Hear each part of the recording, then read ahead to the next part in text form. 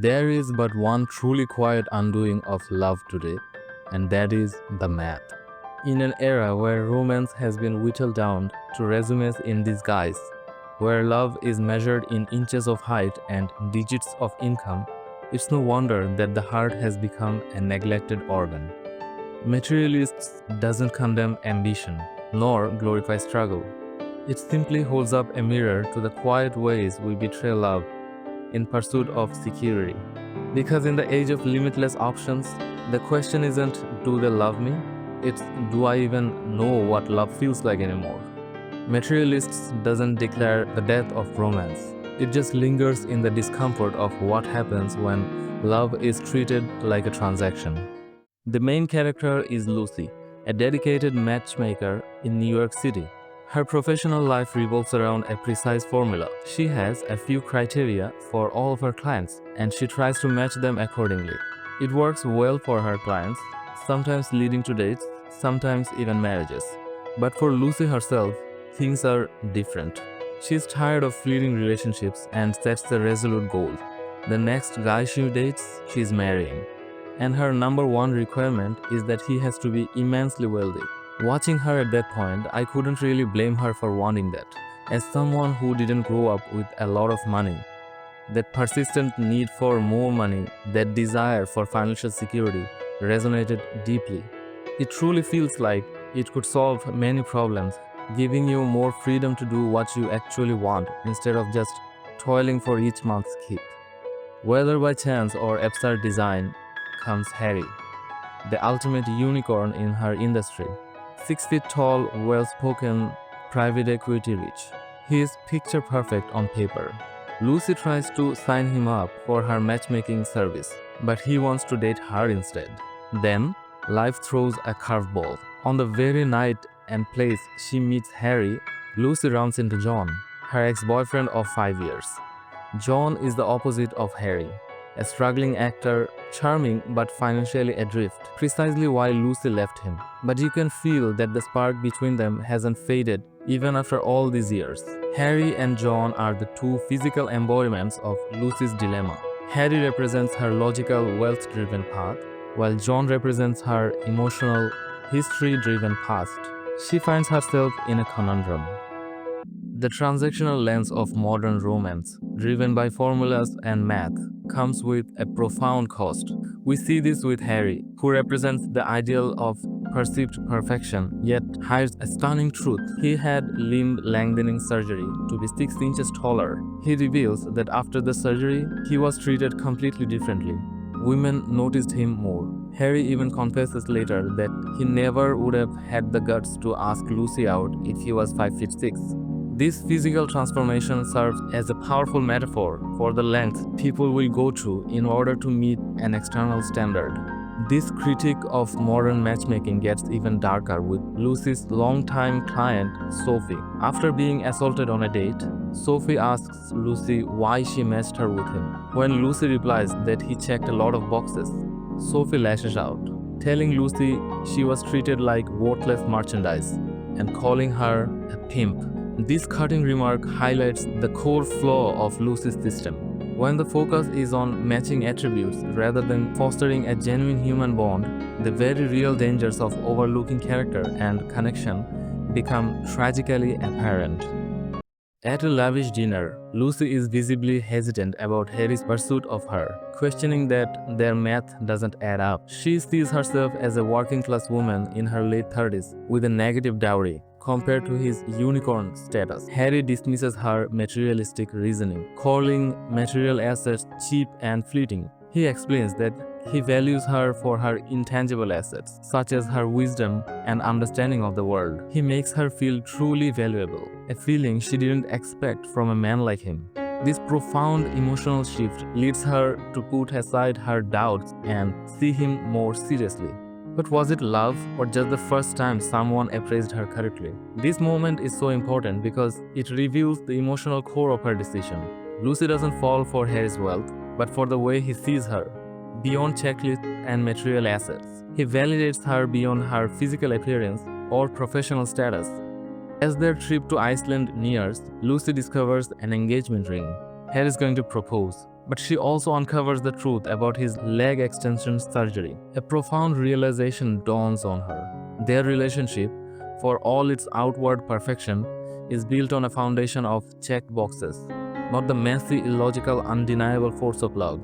She amicably breaks up with him, not because of the surgery, but because of the deep, fundamental lack of love between them. This scene, coming from a character like Lucy, who so fiercely valued wealth, made the message hit so much harder. It's not a trite or pretentious message, it's the raw, authentic truth. Someone can be perfect on paper, check every single box, but if the love isn't there, it simply isn't enough. In real life, we learn this lesson, most of the time the hard way.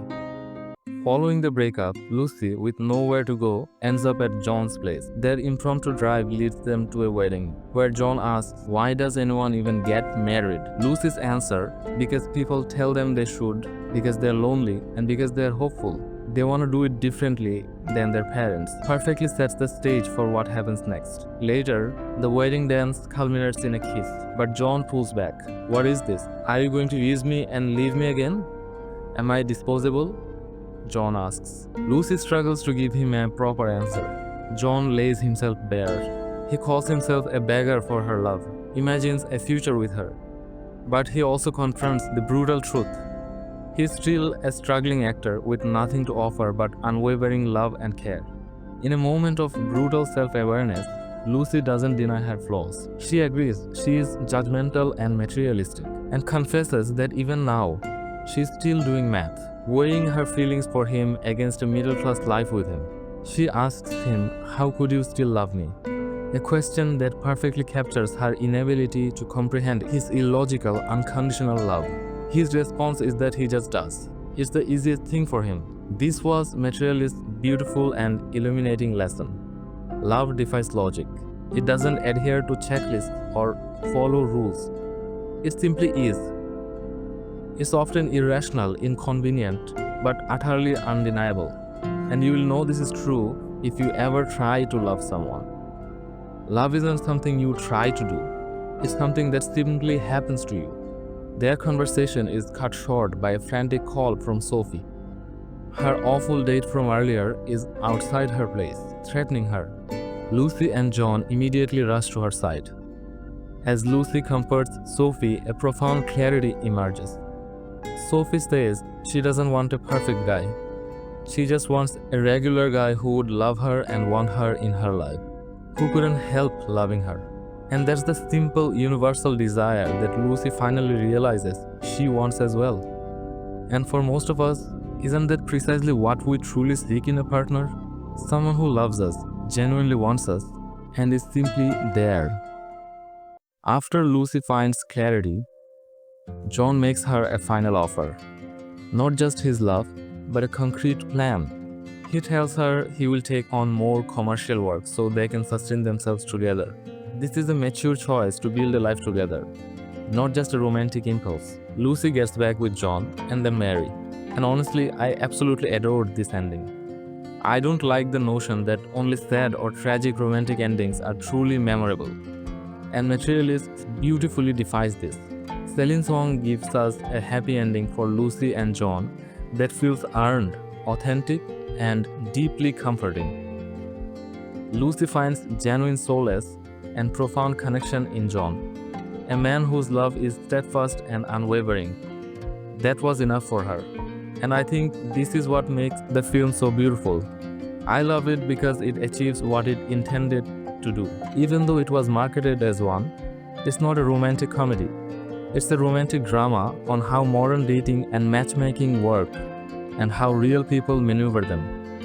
It's a simple story about a person learning what truly matters in a partner and finding it.